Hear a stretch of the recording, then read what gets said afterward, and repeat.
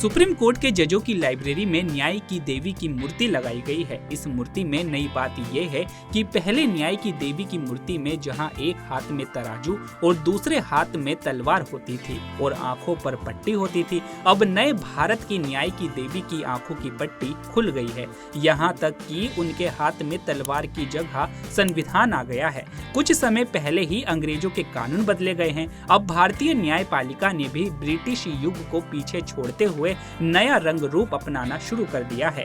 ये सब कवायद CJI DY चंद्रचूड़ ने की है। उनके निर्देश पर न्याय की देवी में बदलाव कर दिया गया है। ऐसे ही स्टेचू सुप्रीम कोर्ट में जजों की लाइब्रेरी में लगाई गई है। इस तरह देश की सर्वोच्च अदालत ने संदेश दिया है कि अब कानून अंधा नहीं है। सुप्रीम कोर्ट के मुख्य न्यायाधीश DY चंद्रचूड़ के निर्देश पर न्याय की देवी की आंखों से पट्टी हटाई गई है और हाथ में तलवार की जगह संविधान को जगह दी गई है। मूर्ति के हाथ में तराजू का मतलब है कि न्याय की देवी फैसला लेने के लिए मामले के सबूतों और तथ्यों को तोलती है। तलवार का मतलब था कि न्याय तेज और अंतिम होगा। आपको बता दें कि अभी तक न्याय की मूर्ति की आंखों पर पट्टी बंधी थी। एक हाथ में तराजू और दूसरे हाथ में तलवार थी। इससे जुड़ा मुहावरा सुर्खियों में रहता है कि कानून अंधा होता है। अदालतों में दिखने वाली मूर्ति को लेडी जस्टिस मूर्ति कहा जाता है। इस मूर्ति को मिस्र की देवी मात और ग्रीक देवी थेमिस के नाम से जाना जाता है।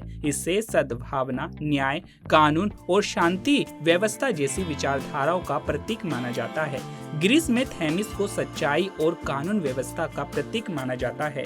कितवंती के मुताबिक डीकी जूस की बेटी थी जो इलाके के लोगों के साथ न्याय करती थी। वैदिक संस्कृति में डियोस द्वारा ज्यूस को प्रकाश और ज्ञान का देवता बृहस्पति कहा जाता था। जस्टिस या देवी डीकी का रोमन विकल्प थी। डीकी को आंखों पर पट्टी बांधे हुए दिखाया गया। न्याय की देवी हाथों में तराजू और तलवार लिए महिला न्यायाधीश आंखों पर पट्टी बांधकर न्याय व्यवस्था को नैतिकता का प्रतीक माना जाता है।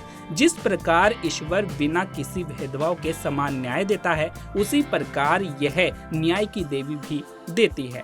तो आपकी इस पर क्या राय है, हमें कमेंट करके जरूर बताइएगा। तो अभी के लिए केवल इतना ही। ऐसे ही तमाम खबरों के लिए बने रहिए पंजाबकेसरी.com पर। नमस्कार।